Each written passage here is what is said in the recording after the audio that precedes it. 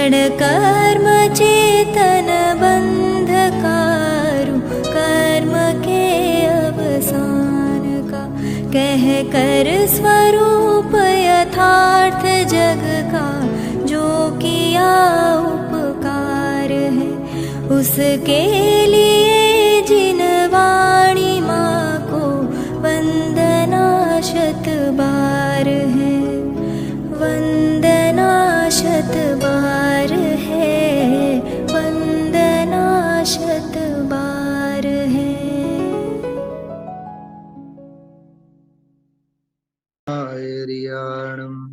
तमो वज्जायाणं तमो लोये सवसावनं। मंगलम भगवान वीरो मंगलम गौतमो गणी, मंगलम कुंद कुंदार्यो जैन धर्मो सुमंगलम। सर्वमंगल मांगल्यम सर्वकल्याणकारकम प्रधानम सर्वधर्माणां जैनम जयतुशासनम, जैनम जयतुशासनम।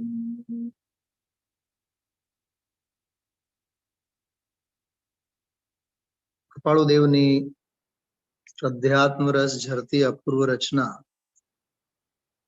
પરમાત્મ પદની ભાવના, જેને અપૂર્વ અવસરના નામે આપણે સૌ ઓળખીએ છીએ.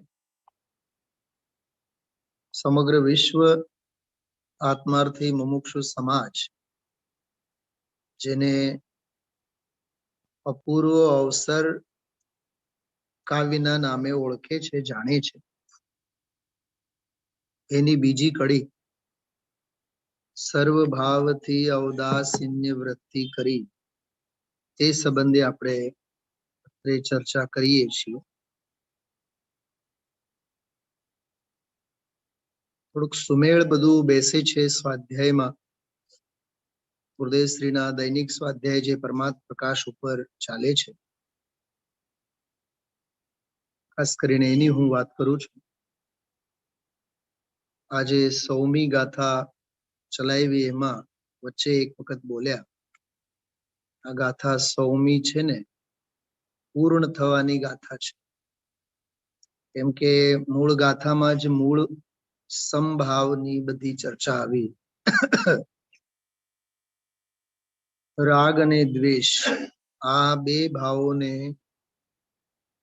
મૂકીને, છોડીને, રાગ દ્વેષ વિના થઈ સર્વે જીવોને જે સમભાવે પ્રતિષ્ઠિત થઈને, સમભાવે લીન થઈને સર્વે જીવોને સમભાવે જુએ છે,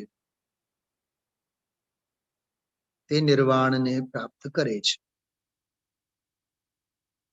કલાકના સ્વાધ્યાયનો સાર સરવાળો એટલો જ હતો, વિષમ ભાવથી ઉદાસીન થાવ અને સમભાવમાં આસીન થાવ. 2 દિવસ પહેલા ઉદાસીન શબ્દનો અર્થ પણ લીધો હતો ને, અસ્તિ અને નાસ્તિ અપેક્ષાએ. રાગ દ્વેષ રહિત થાવ, રાગ દ્વેષના ભાવ, કશાય ભાવ, વિષમ ભાવ, એમનાથી ઉદાસીનતા સેવો અને વીતરાગ સમભાવે પરિણમ. અસ્તિ અને નાસ્તિ એવું આવ્યું. વીતરાગ ભાવે શ્રદ્ધવું, પરિણમવું, સ્વીકારવું એ અસ્થિનો બોલ છે. બાકી રાગ અને દ્વેષ ભાવે નહીં પરિણમવું, રાગ દ્વેષને છોડી દેવું, ત્યાગ કરવો, ઉદાસીનતા સેવી, બધી નાસ્તિ પરક ચર્ચા છે. આવતીકાલે પણ આ જ ગાથા ઉપર લગભગ 40 મિનિટનો સ્વાધ્યાય છે, આના ઉપરનો છે. પછી 101 નંબરની ગાથા લેશે, ફરીથી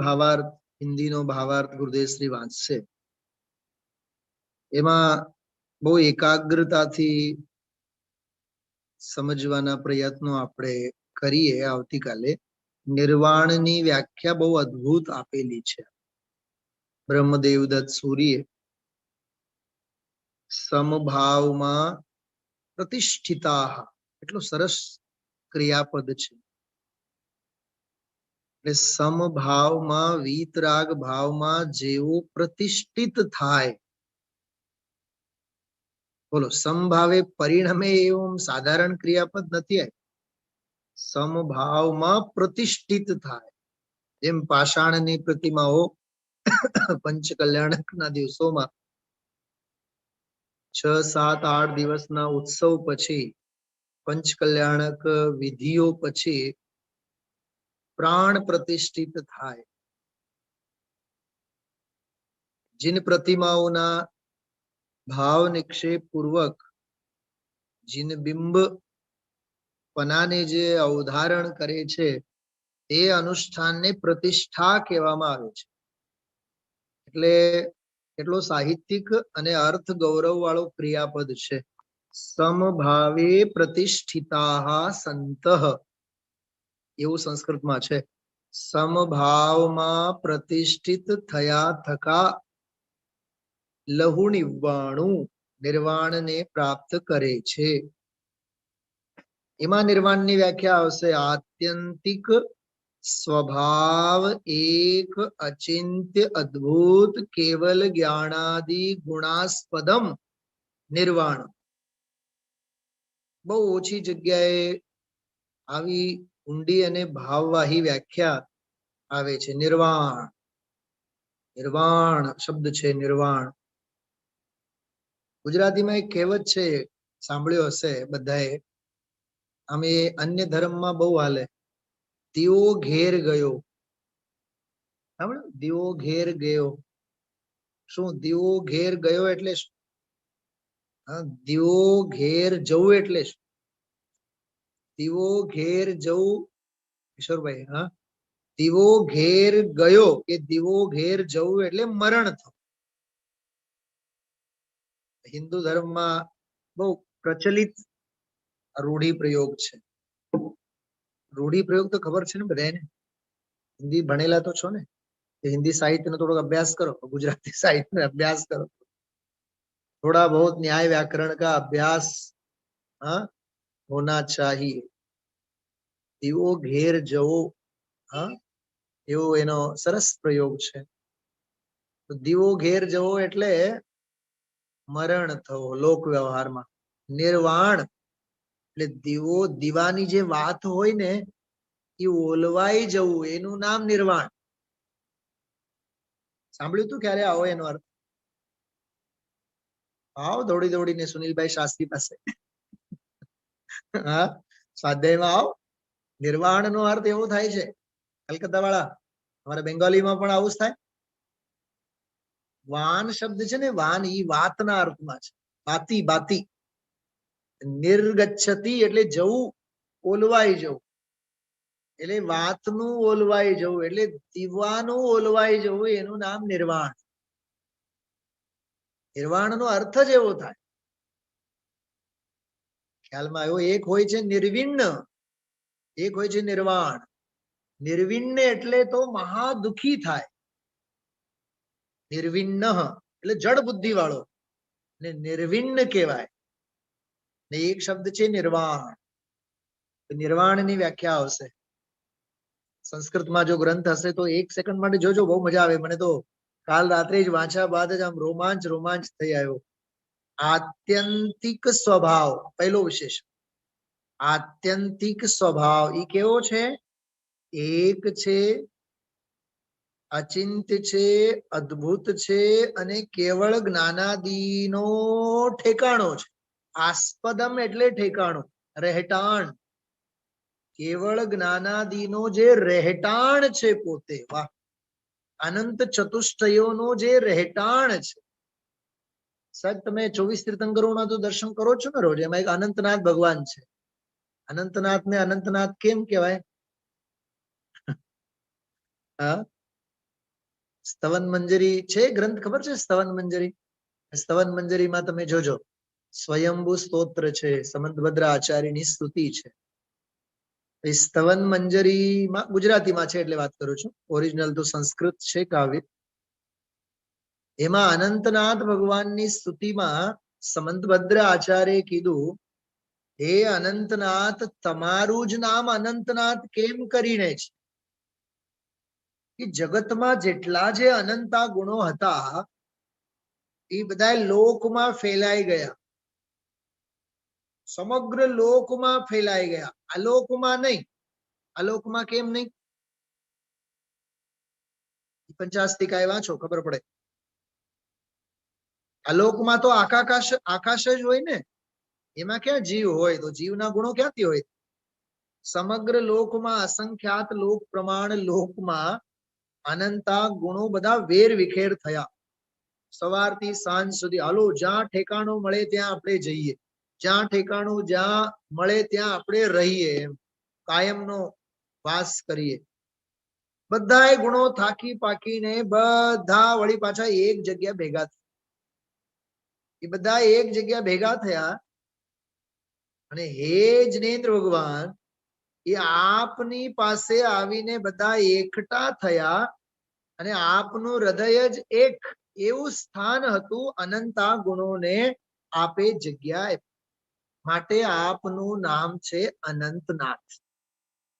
અનંતા ગુણોના ખરા અર્થમાં આશરો દેનારા તમે નાથ છો. નાથ એટલે સ્વામી થાય, માટે તમારું નામ અનંતનાથ. આ અભિવ્યંજનાઓ જુઓ, તમે અભિવ્યક્તિઓ જુઓ, બધી કલ્પનાઓ જુઓ. એકો એક તીર્થંકર અંગે અજીતનાથ ભગવાનની વંદના, આપણે હિંમતભાઈ જે લખેલી ગુજરાતીમાંની જે વંદનાઓ છે, અજીતનાથ, સુમતીનાથ, શ્રેયાંસનાથ, શાંતિ કુંતુ હરનાથ ભગવાન, એમાં કુંતુનાથ અને હરનાથ ભગવાનની વંદના જુઓ, ધર્મનાથ ભગવાનની વંદના જુઓ. ધર્મનાથ બહુ અદભુત વંદના છે. હે જિનેન્દ્ર ભગવાન, દુનિયાના બધા લોકો મને જીન ધર્મથી ડગાવે પણ હું તમારો વીતરાગ ધર્મ નહીં છોડું. બોલો, એવી રીતે ધર્મનાથ ભગવાન પ્રત્યેની સમર્પણતા. એમ અહીંયા કહે છે, કેવળ જ્ઞાનાદિ ગુણોનું જે સ્થાન છે, આસ્પદ એટલે ઠેકાણું. આ એક બહુ વિશિષ્ટ શબ્દ છે, આસ્પદમ. જો આપણે ગુજરાતીમાં પણ બોલીએ છીએ હાસ્યાસ્પદ. આસ્પદ એટલે શું? એમ હાસ્યાસ્પદ બોલીએ ને આપણે, હાસ્યાસ્પદ, હાસ્ય આસ્પદ. આસ્પદ એટલે પાત્ર, પાત્ર થવું, એનું ઠેકાણું. એમ હાસ્ય ને પાત્ર બનવું એને હાસ્યાસ્પદ કહેવાય. એમ અહીંયા કેવળ જ્ઞાનાદિ અનંત ગુણોનો આસ્પદ એટલે ઠેકાણું. ચલો, આ તો સહેજે મને ઉતાવળ હતી, કાલે પછી આપ સાંભળશો નહીં સાંભળશો એટલે મેં અત્યારથી જ કહી દીધું. આવા બધા સૂત્રો આમ ચોંટી જવા જોઈએ, હા, આપણા હૃદય વગે બેસવા જોઈએ. કાલે આવશે પછી જોજો. આપણે અપૂર્વ અવસરમાં જે બીજો છંદ ઔદાસીન્ય ભાવ અંગેની ગઈકાલે ઘણી ચર્ચા આપણે કરેલી. 20-25 મિનિટ છે મારી પાસે. ફરીથી વાત નોંધ સાથે આપ સૌની સામે લેવા માંગુ છું. જોતું હોય તો સ્ક્રીનશોટ કરીને રાખજો, નહીં તો ડાયરી અને પેન લઈને બેસજો.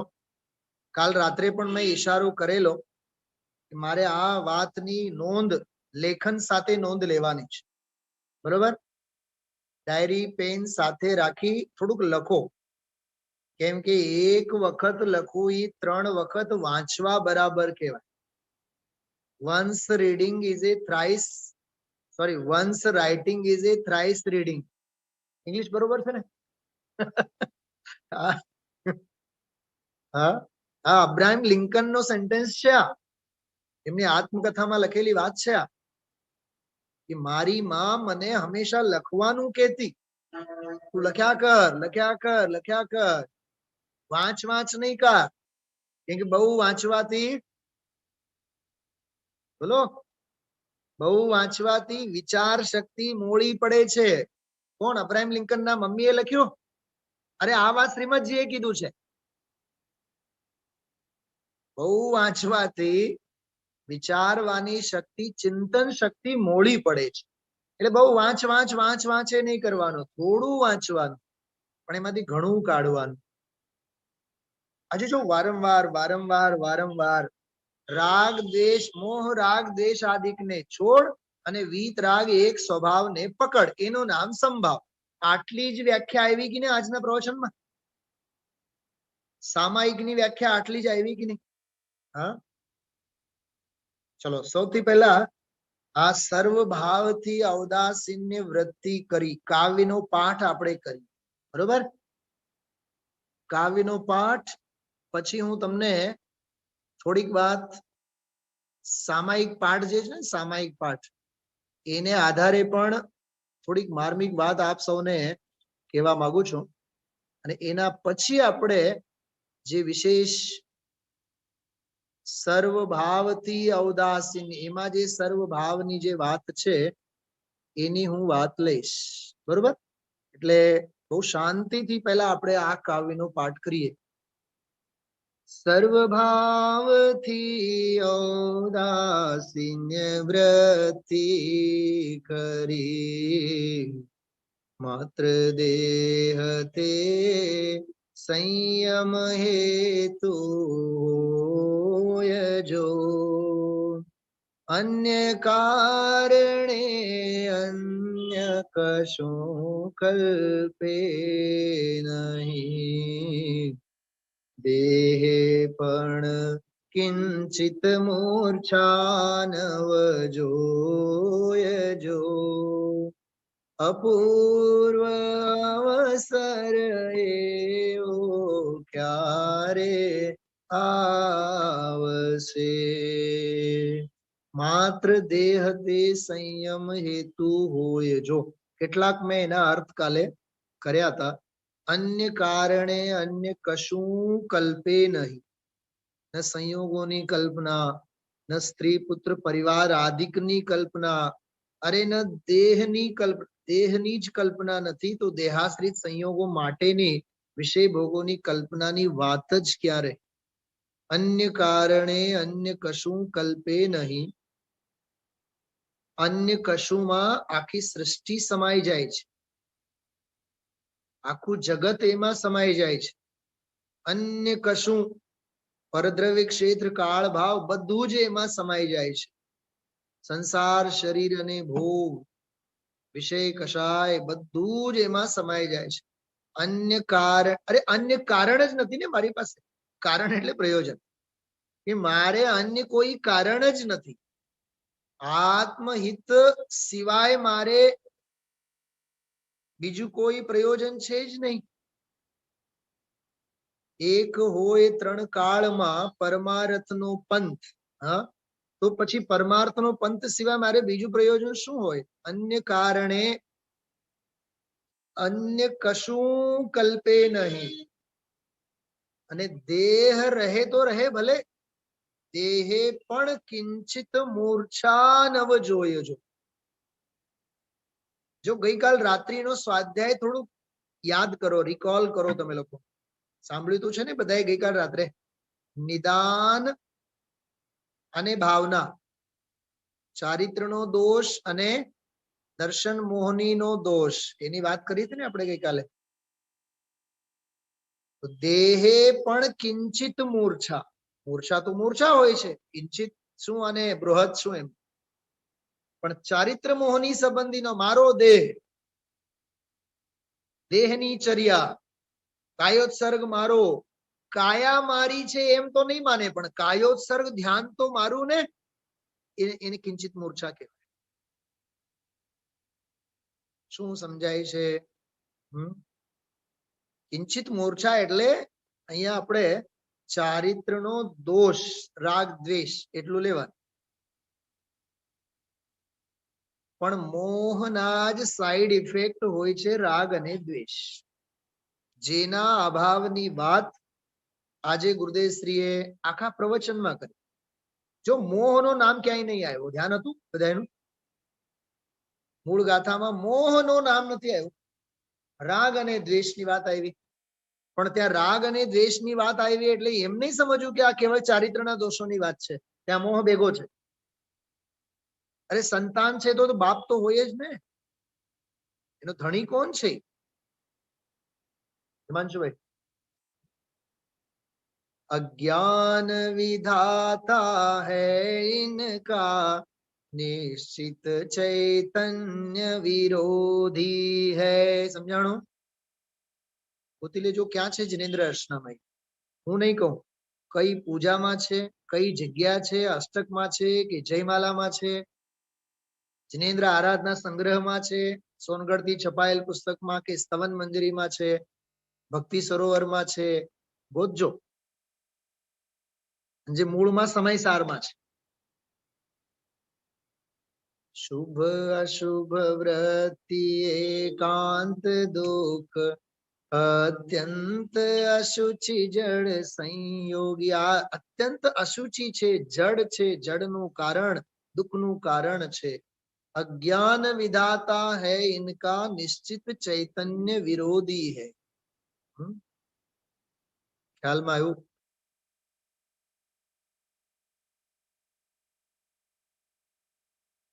થોડોક અભ્યાસ જોઈએ. બધેથી સરવાળો તો એક જ મળે. સમયસાર વાંચો કે ધ્યાનથી પૂજા પણ વાંચીએ કે ભક્તિ વાંચીએ, બધે એક જ વાત આવે. નવ તત્વ ગતત્વે અપી અદેકત્વમ ન મુંચતી. ખ્યાલમાં આવ્યું? કાંટો સે પેદા હો જાતી. હા, એ બધું જોજો. એમાં બધી લીટી હું કહી જાઉં તો પછી તમને બધું યાદ આવી જશે. હું નથી ઈચ્છતો કે તત્કાળ તમને યાદ આવે. થોડુંક મથો, કેમ કે તૈયાર ભાણું મળે ને પછી એની કિંમત ના મળે. થોડુંક ગોતો, થોડુંક શોધો, પછી સ્વાધ્યાય પછી.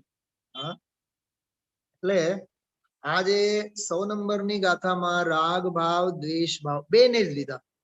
રાગ અને દ્વેષ વિકારી વિષમ ભાવ આવ્યો ને, છેલ્લે છેલ્લે આવ્યો. વિષમ ભાવોથી દૂર થઈ એનું નામ ઉદાસીનતા. ઉદાસીનતામાં માત્ર કોઈ દૂર થવાની જ વાત નથી, ખસવાની જ વાત નથી, વસવાની પણ વાત છે ને. પરથી ખસ તો સ્વમાં વસ. અસ્તિ નાસ્તિ અનેકાંત છે. બરોબર? કાવ્ય તો આપણે બોલી ગયા. હવે મૂળ આપણે યોગ સારમાંથી 3 ગાથાઓ છે, હું કેવળ પાઠ કરું છું. તમારી પાસે પ્રતિક્રમણની ચોપડી હશે તો એમાં જોજો, પાના નંબર 3 છે. ન હોય લગભગ મોડે જશે બધાને. જે સમતામાં લીન થઈ કરે અધિક અભ્યાસ. અધિક અભ્યાસ, એ અધિક અભ્યાસ શું છે? બોલો શૈલાબેન.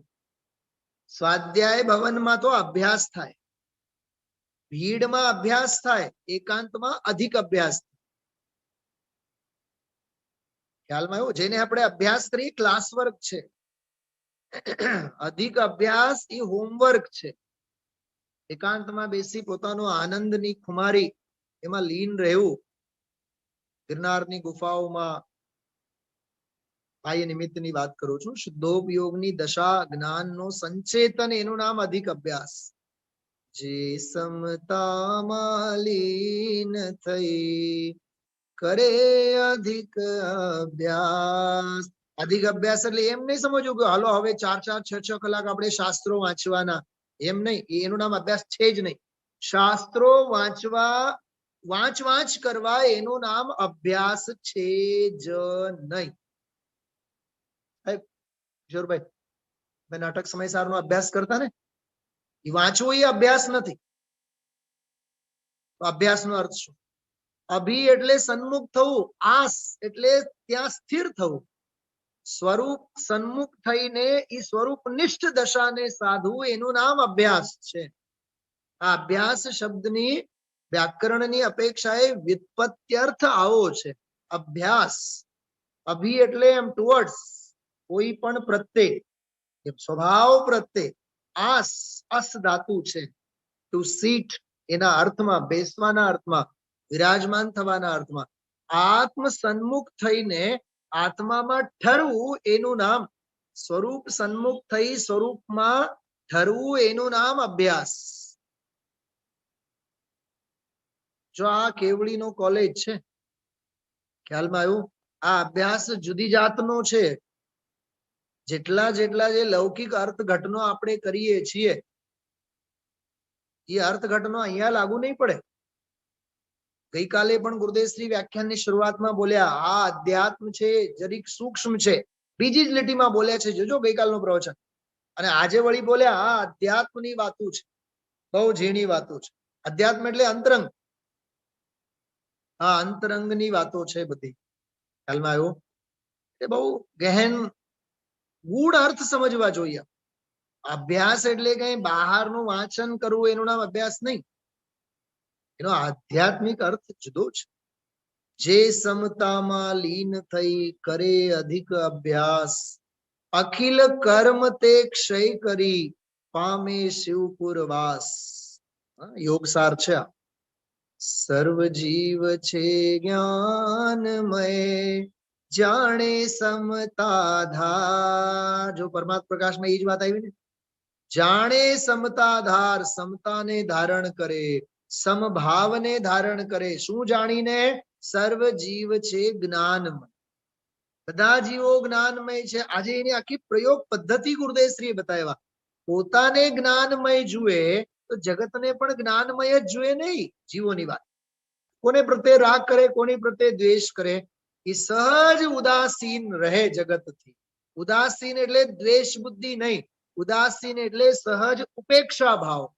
આ ન્યાયના ગ્રંથોનો શબ્દ છે ઉપેક્ષા.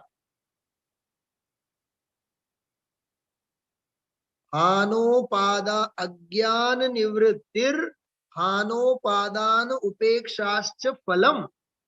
આ સમ્યક જ્ઞાનનો ફળ છે. આ પરીક્ષા મુખમાંનો સૂત્ર છે. આ અજ્ઞાન નિવૃત્તિર હાનોપાદાન ઉપેક્ષાશ્ચ ફલમ.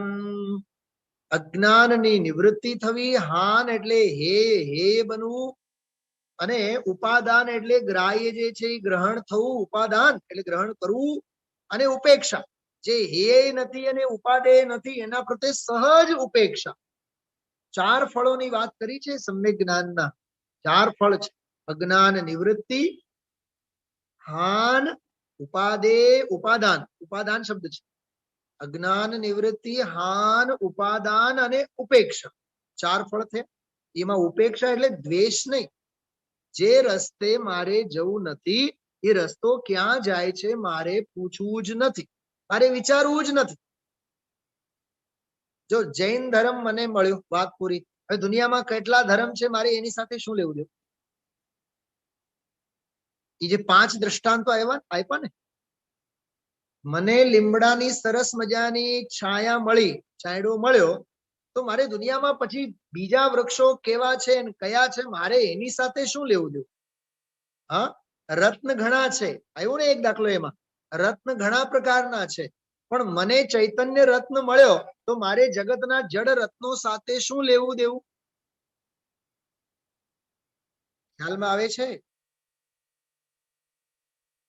ઘણી વખત આપણે પંચકલ્યાણકની પૂજાઓ વગેરેમાં હું એક વાત રજૂ કરતો હોઉં છું, પૂછતો પણ હોઉં છું આપ સૌને. સાંભળજો, બહુ સરસ વાત કરું છું, બહુ માર્મિક વાત છે. બાળક માના ગર્ભમાં કેટલા મહિના રહે? 9 મહિના. 9 અને 6 કેટલા થયા? 15 મહિના. તીર્થંકરનો જીવ માના ગર્ભમાં આવતા 6 મહિના પહેલાથી કરોડો રત્નોની વર્ષા કરાવે. ઉભેર, ગર્ભમાં આવ્યા બાદ પણ 9 મહિના સુધી રત્નોની વર્ષા થાય. કુસુમબેન સાંભળો છો? ક્યાં ધ્યાન છે?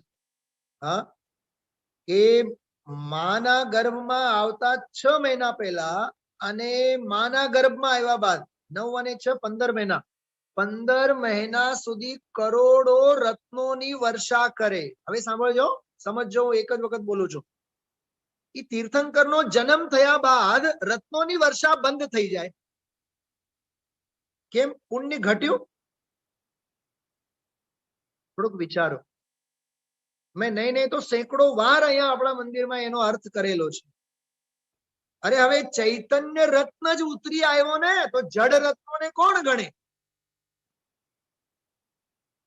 એમ રત્ન તો ઘણા છે, પણ મારો ચૈતન્ય રત્ન મને મળ્યો, વાત પૂરી. એટલે મારે સર્વ ભાવોથી ઔદાસીન. આવો આનો કેલ્ક્યુલેશન છે. સર્વે જીવો જ્ઞાનમય છે તો સમતા ભાવ ધારણ કરો, કોઈ પ્રત્યે રાગ નહીં, કોઈ પ્રત્યે દ્વેષ નહીં. તે સામાયિક જીન કહે પ્રગટ કરે ભવ પાર.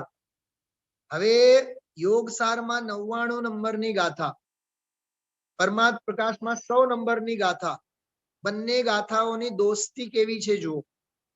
વિચાર સામ્ય જુઓ. આચાર્ય એક જ છે, મુનિરાજ એક જ છે, યોગિંદુ દેવ. રાગ દ્વેષ બે ત્યાગીને ધારે સમતા ભાવ, સામાયિક ચારિત્ર તે કહે જીનવર મુનિરાવ. આ 100 નંબરની ગાથામાં એની જ વાત કરી. રાગ દ્વેષ બે ને પરિહરો અને સમભાવ ધારણ કરો. એવી રીતે 3 ગાથાઓ યોગ સારમાં આવી. બરોબર. હવે આપણે મૂળ જે ટાર્ગેટ છે આપણો, એના તરફ હું વધુ છું. બહુ એકાગ્રતાથી સાંભળજો. જેટલું તમારાથી લખાશે એટલું લખજો. જો આ એક બહુ લાંબી ચોડી, જેને કે બહુ વિસ્તારથી એક નોંધ મેં તૈયાર કરી છે. કાલે આપ સૌને મેં કીધું જ હતું, સર્વ ભાવનો ગર્ભિત અર્થ આપણે સમજવો. ઘણી વ્યાખ્યા આપણે ગઈકાલે કરી છે, પણ આજે થોડીક માંડીને આની નોંધ લઈએ આપણે વિગતવાર. દરેકની વ્યાખ્યા તો ન કરીએ, પણ સર્વ ભાવથી ઔદાસીન્ય વૃત્તિ કરે એટલે શું? ઔદાસીન્ય વૃત્તિની તો વાત આજે હું નહીં કરું, પણ સર્વ ભાવથી એમ કીધું ને, સર્વ ભાવથી. એક બીજો એક વિચાર આવે છે મને, આ જયારે હું બનાવતો હતો, લખતો હતો ત્યારે, આજ સવારે જ વહેલી સવારે નિયમ સારમાં જે 102 નંબરની ગાથા છે, બાકી બધા સંયોગ લક્ષણ ભાવ મુજતી બાય છે. એ મારાથી બધા બાહ્ય ભાવો છે, બહિર્મુખ ભાવો છે. શેષા બહિર્ભવા ભાવા સર્વે સંયોગ લક્ષણા. એ તો સંયોગ લક્ષણ વાળા જેટલા જે ભાવો છે તે બધા બહિર્ભાવ છે, એની સાથે મારે કાંઈ સંબંધ નથી. એટલે સર્વ ભાવથી ઔદાસીન્ય વૃત્તિ. સર્વ ભાવોની નોંધ જુઓ. જ્યાં ત્યાં જેના ગમમાં આની આડકતરી રૂપે નોંધ લીધેલી હોય, થોડુંક સમુચ્ચય રૂપે એના ઉપર આપણે ફોકસ કરીએ, વિચારીએ. જો વાંચન એમને એમ કરીએ, અપૂર્વ અવસરના રોજ ઉઠીને પાઠ કરીએ, એનાથી કાંઈ દાળિયા વળવાના નથી. એક જ કાવ્ય બોલો, પણ ઊંડાણથી એના તળિયા તપાસો. શું કહેવા માંગે છે? કૃપાળુ દેવની જ મને એક વાત યાદ આવે છે. આમ તો દ્રવ્ય દ્રષ્ટિ પ્રકાશમાં નિહાલભાઈ સોગાણીજી સાહેબે પણ આ વાત લીધી છે. જ્ઞાનીઓના આગમોમાં, જ્ઞાનીઓના શબ્દે શબ્દમાં અનંતા આગમ ટપકતા હોય છે. ખ્યાલમાં આવ્યું? અનંતા આગમ ટપકતા હોય છે. એટલે અપૂર્વ અવસર હોય, આત્મસિદ્ધિ હોય, એક એક કાવ્યમાં ઘણો મર્મ છે.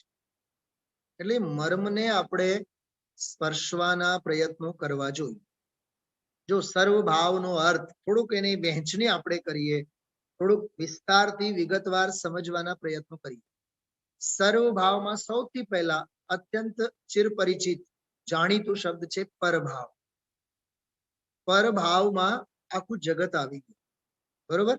પણ પરભાવને જ વિસ્તારથી વિગતવાર આપણે સમજવા માટે જરીક આગળ વધીએ. પર્યાય ભાવ. જેટલા જે પર્યાય ભાવો છે, પરભાવ કહેતા બહારની દુનિયા આવી, પર્યાય ભાવ કહેતા અંદરની બધી પ્રશસ્ત પર્યાય, અપ્રશસ્ત પર્યાય, શુભ પર્યાય, અશુભ પર્યાય, અરે ગુણોની દરેક પર્યાય, પર્યાય ભાવથી પાર. નિયમ સાર 38ની ગાથા યાદ કરો. પર્યાય ભાવોથી પાર. ખ્યાલમાં આવ્યું? પર્યાય ભાવ, ઔદયિક પર્યાય ભાવ, ક્ષાયોપશમિક પર્યાય ભાવ, ઉદય ઉપશમ પર્યાય ભાવ, ક્ષયિક પર્યાય ભાવોથી પાર. આગળ જઈએ તો વિભાવ ભાવ. વિભાવ ભાવ એટલે વિકારી ભાવ. કયા વિકારી ભાવ? મોહ રાગ દ્વેષ આદિક જેટલા જે સ્વભાવ ભાવ નથી તે બધું વિભાવ ભાવ એમ લેવાનું. વિભાવ ભાવની પરિભાષા એક ઓર રામ અને રામ સિવાય જે કાંઈ છે એ બધું ગામ. અર્જુનની દ્રષ્ટિ હંમેશા સાહેબ બસ નહીં એ તો બરોબર.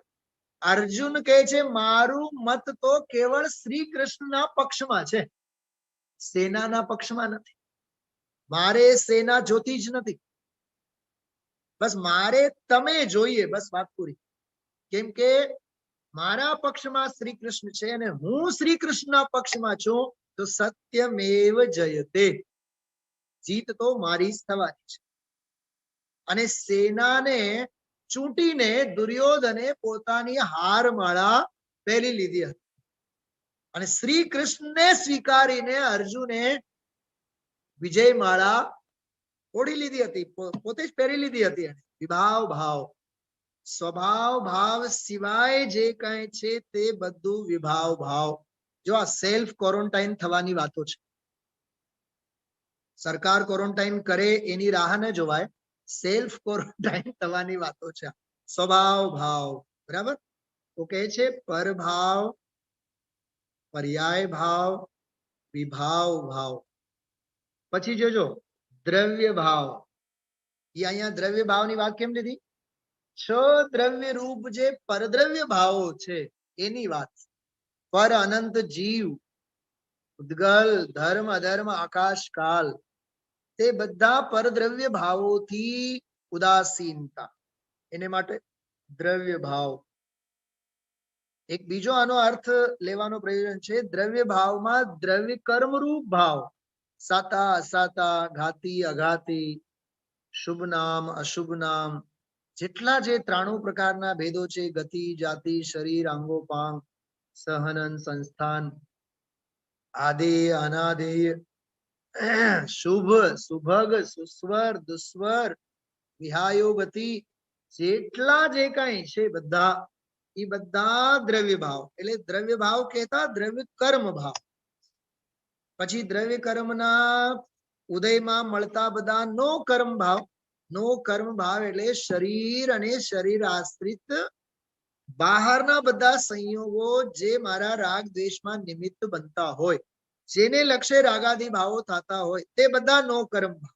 નો કર્મની વ્યાખ્યા જીનવાણીમાં એવી આવે છે, જેના લક્ષ્ય જીવને રાગાદી ભાવો થાય એનું નામ નો કર્મ. સુમેરુ પર્વત નો કર્મ નથી મારા માટે, કેમ કે એને જોઈને મને કાંઈ સોનું ત્યાંથી લૂંટવાના ભાવ નહીં થાય, પણ જે 1 ગ્રામની જે વીટી પહેરેલી છે ને આપણે આંગળીમાં, એ નો કર્મ છે. ગજબની વાતો છે આ બધી. નો કર્મ એને કહેવાય જેના લક્ષ્ય રાગાદી ભાવોનો પોષણ થાય એમ. સંયોગ ભાવ, એને સમુચ્ચય રૂપે આપણે કહીએ તો સંયોગ ભાવ. સંયોગ ભાવ એટલે પરદ્રવ્યોની જ વાત છે. પછી આવ્યું સંયોગી ભાવ એટલે વિકારી ભાવ. વિભાવ ભાવ, મોહ રાગ દ્વેષ આદિકના ભાવો સંયોગી ભાવ. જો સંયોગી ભાવોનો સ્વભાવ ભાવમાં શાશ્વત અભાવ છે એમ. તો સંયોગી ભાવ. પછી એને નિયમસારની ભાષામાં આ શબ્દ મારે લખવા પાછળનું પ્રયોજન નિયમસારની ગાથા જ છે, 102 નંબરની ગાથા. બહિર્ભાવ, બહિર્ભાવ છે, બહિર્મુખી ભાવ છે. જેટલા જે પરભાવ છે, પર્યાય ભાવ છે, વિભાવ ભાવ છે, દ્રવ્ય નો કર્મ ભાવ છે, સંયોગ ભાવ છે, સંયોગી ભાવ છે, બધા બહિર્ભાવ છે. હવે 5 નો એક ક્રમ બહુ સરસ આમાં આપેલો છે. જો એકત્વ ભાવ. એકત્વ ભાવ એટલે અહમ ભાવ. આ 4-5 શબ્દો લખવા પાછળનો મારો ઉદ્દેશ છે સમયસારની 19, 20 અને 21, 22 4 ગાથાઓ. એકત્વ ભાવ, એકત્વ બુદ્ધિ, અહમ ભાવ જેને કહીએ, મમત્વ ભાવ. જ્યાં જ્યાં એકત્વ ભાવ હોય ત્યાં ત્યાં મમત્વ ભાવ હોય. જ્યાં અહમપણું હોય ત્યાં મમપણું હોય નિયમ. અને જ્યાં જ્યાં અહમ બુદ્ધિ અહમ ભાવ હોય ત્યાં મમત્વ ભાવ હોય. અને જ્યાં બેવ હોય ત્યાં કર્તૃત્વ ભાવ પણ હોય અને ભોક્તૃત્વ ભાવ પણ હોય, નિયમથી હોય. આ ચારેયની મિત્રતા છે. જેમ અનંત જ્ઞાન દર્શન સુખ વીર્ય ચારે ભેગા હોય એમ એકત્વ બુદ્ધિ, મમત્વ બુદ્ધિ, કર્તૃત્વ બુદ્ધિ, ભોક્તૃત્વ બુદ્ધિ ભેગી જ હોય આ ચારે. એને માટે તો સમય સાર છે. અને આજે જો અંગ્રેજી તારીખ પ્રમાણે તિથિ જે છે એ પૂજ્ય ગુરુદેવ શ્રીના હાથમાં વરદ હસ્તે સમય સારનો અવતારનો દિવસ છે. આજથી હવે આ માર્ચ થી લઈને 2021 થી 2022ની માર્ચ સુધી એક વર્ષ સુધીનો સમયસાર સંપ્રાપ્તિનો વર્ષ સમગ્ર મુમુક્ષુ સમાજે ઉજવવાનો છે. આજે લગભગ 3-4 હજાર મુમુક્ષુઓ ભેગા થયા છે ઇન્દોરમાં. સવારે આજે 8-8:30 થી બધા કાર્યક્રમો ત્યાં શરૂ થયા છે. સમયસાર સંપ્રાપ્તિ વર્ષ. એક ઠેકાણે બધે સમયસારના વિધાનો થશે, સમયસારની પૂજાઓ થશે, પાઠ થશે, આરાધના થશે. આવો આ અદ્ભુત આપણા માટેનો એક અનુષ્ઠાન બની રહ્યું છે. તો એ સમયસારમાં એની જ બધી ચર્ચા છે. અહમ બુદ્ધિ, એકત્વ ભાવ, મમત્વ ભાવ, મમત્વ બુદ્ધિ, કર્તૃત્વ બુદ્ધિ, ભોક્તૃત્વ બુદ્ધિ. બરોબર?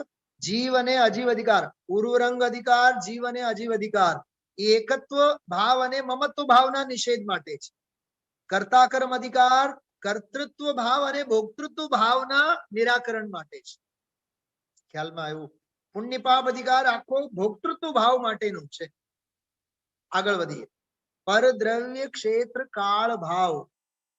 જો આ બધા આપણને શિખરજી ગમે, ગિરનાર ગમે, હા, ગુફાઓ ગમે. કાલે જ મેં રાત્રે કીધું હતું ઘરમાં 4 રૂમ હોય ને તો એમાંનો એક ઓરડી આપણને બહુ ગમે. કેમ? હું ત્યાં બેસું છું, ત્યાં કોઈ છોકરાઓની ઉપાધિ નથી હોતી, પણ તું ક્યાંક પરદ્રવ્યમાં પર ક્ષેત્રમાં મોહાયેલો છે. ના, આપણે તો સોનગઢ જઈને સ્વાધ્યાય કરશું. શું વાંધો છે? ઘરમાં શું વાંધો છે? તને સોનગઢ એટલું વધુ વહાલું લાગતું હોય તો ઘર પ્રત્યે તને અણગમવું છે. કેમ કે જ્યાં જ્યાં રાગ હોય ત્યાં ત્યાં દ્વેષ. હા હા તું જ્યાં બેસ ત્યાં સોનગઢ ને. જ્યાં એક ગુજરાતી ત્યાં ગુજરાત. જ્યાં એક ગુજરાતી વસે. કિશોરભાઈ સાચી ની વાત. ઉમાશંકર જો જ્યાં એક ગુજરાતી ત્યાં ગુજરાત. તો પછી જ્યાં એક સોનગઢી ત્યાં સોનગઢ નહીં. નહીં નહીં, અમારે તો સોનગઢ જઈને રહેવાનું છે, અમારે તો ગિરનાર જઈને રહેવાનું છે. આ બધું પરક્ષેત્રનો વ્યામોહ છે, બીજું કઈ નથી. અંદરમાં વિચારો. ગઈકાલ રાત્રિની ભાષામાં ગ્રહિત મિથ્યાત્વના ઊંડા સંસ્કારોને આપણે વિચારીએ. ક્યાં પરદ્રવ્યમાં, પરક્ષેત્રમાં, પરકાળમાં. હા, પરકાળમાં નહીં. પર્યુષણના દિવસો આવે તો મજા આવે. કેમ? અષ્ટાનિકાના નહીં આવે? આઠમ ચૌદસના નહીં આવે? અરે તો રોજ ઉજવને પર્યુષણ કરો, રોજ અષ્ટાનિકા ઉજવને. આને ઉત્સવ પ્રિયા જના. આને તો ઉત્સવ જોઈએ, કંઈક રાગ રંગનો આયોજન જોઈએ. પ્રયોજન તો છે જ ને આનું. એટલે પર દ્રવ્ય, પર ક્ષેત્ર, પર કાળ અને પર ભાવ. પર ભાવમાં બધા ભાવો આવ્યા. આગળ શબ્દ આવશે એટલો શબ્દ અત્યારે બોલતો નથી જાણી જોઈને. પર ભાવમાં ઘણા બધા એમાં ભરેલા છે.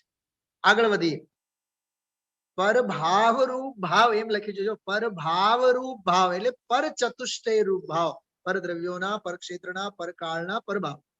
આગળ કર્તા કર્મ ભાવ, ઈ ઓલી કર્તૃત્વ બુદ્ધિ. ભોગતા ભોગ્ય ભાવ, જો રસોઈ તો હું જ કરું, છોકરાનું તો હું જ જોઉં, સમાજની સેવા તો હું જ કરું.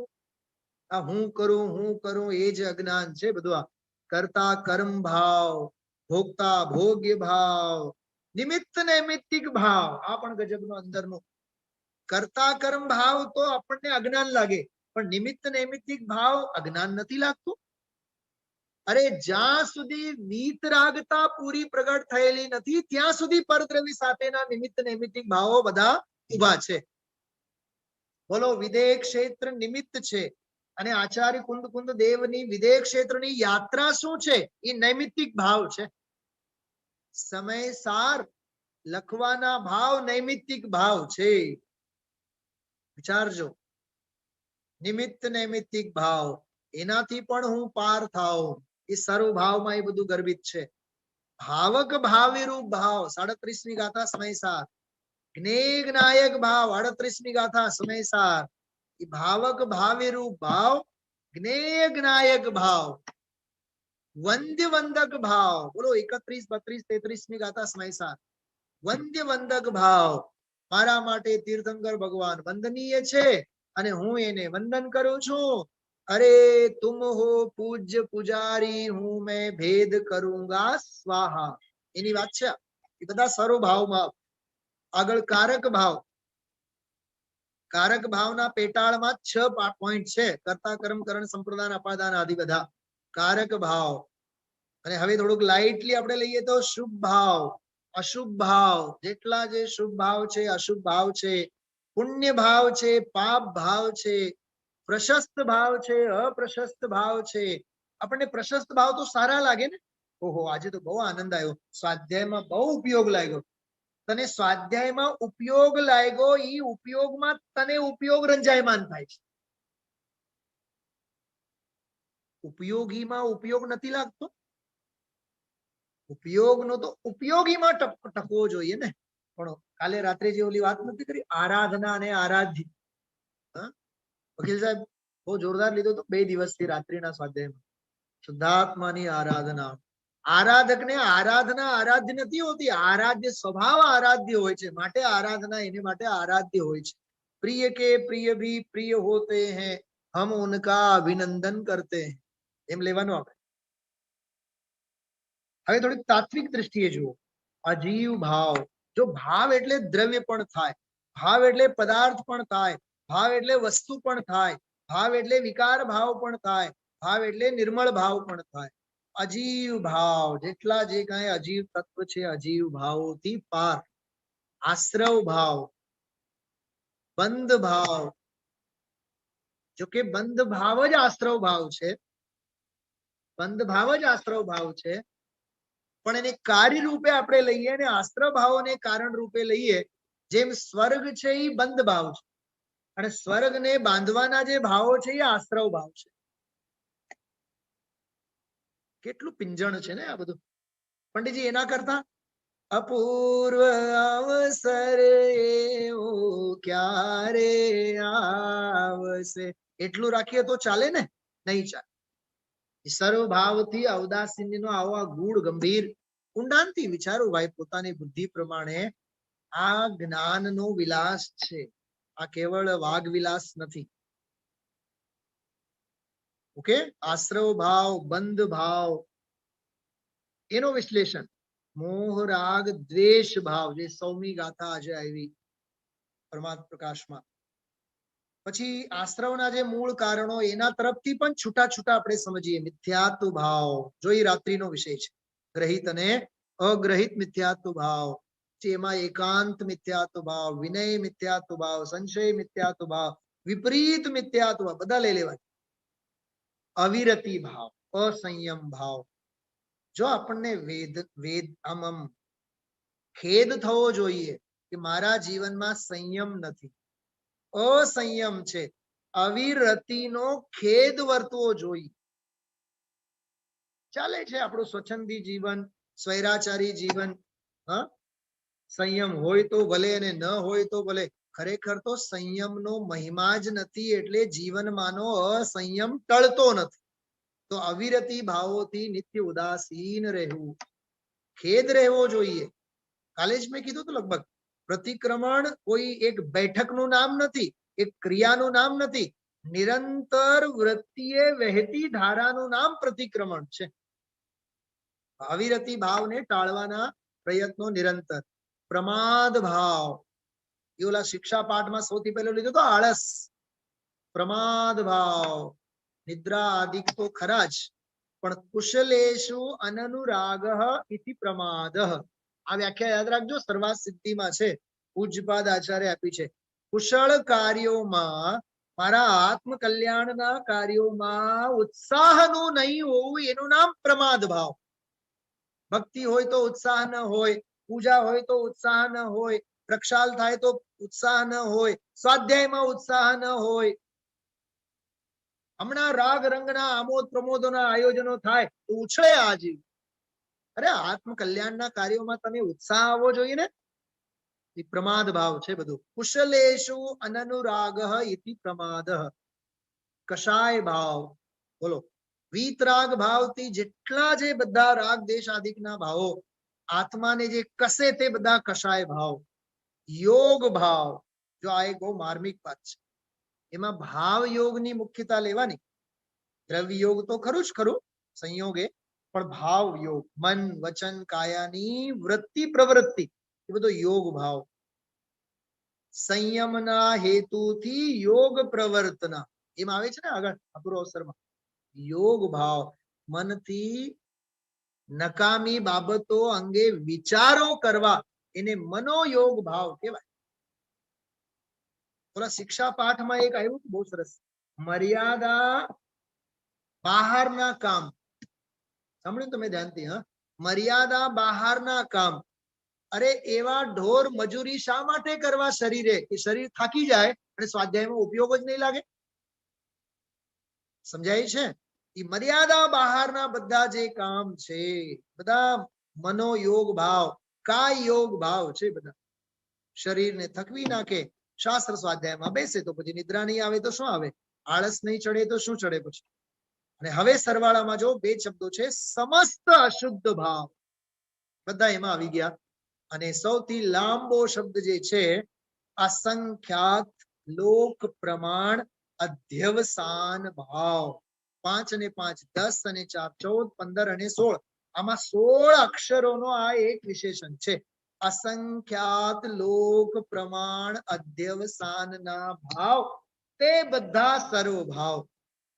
હવે આ કેલ્ક્યુલેશન તમે કરજો, જેટલા મેં આમાં આપેલા છે મેં ક્યાંય ગણ્યા નથી, પણ ભાવ એટલા લેવાના કે જેટલા જે કાંઈ જે આત્મ સ્વભાવ સિવાયના જે ભાવો છે, મારા સ્વભાવ સિવાયના જે ભાવો પરભાવો છે, તે બધા પરભાવો મારાથી જુદા છે. ખ્યાલમાં આવ્યું? એવી રીતે આપણે વિચારીએ અને આ કાવ્ય ફરી પાછું આપણે લઈ પછી આગળ વિશેષ સ્વાધ્યાય કરશું. કાવ્યનો પાઠ કરી આપણે. સર્વભાવથી ઔદાસીન્ય વૃત્તિ કરી, માત્ર દેહ તે નહીં, આ નહીં, શું નામ છે? સર્વભાવથી ઔદાસીન્ય વૃત્તિ કરી, માત્ર દેહ તે સંયમ હેતુ હોય જો. અન્ય કારણે અન્ય કશું કલ્પે નહીં, દેહે પણ કિંચિત મૂર્છાનવ જોય જો. અપૂર્વ અવસર એવો ક્યારે આવશે.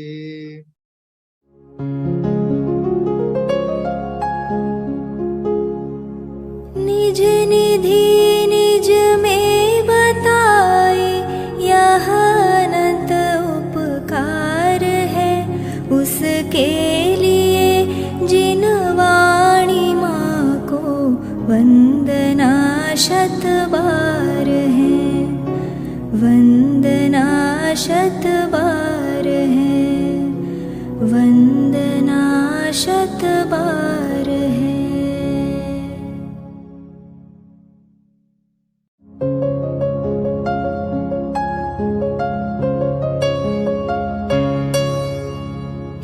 जिन वाणी भारती तो ही जपो दिन रैन, जो तेरी शरणा गहे सो पावे सुख चैन. जा वाणी के ज्ञान ते सूझे लोकालोक, सो वाणी मस्तक नवो सदा देत हो ढोक, सदा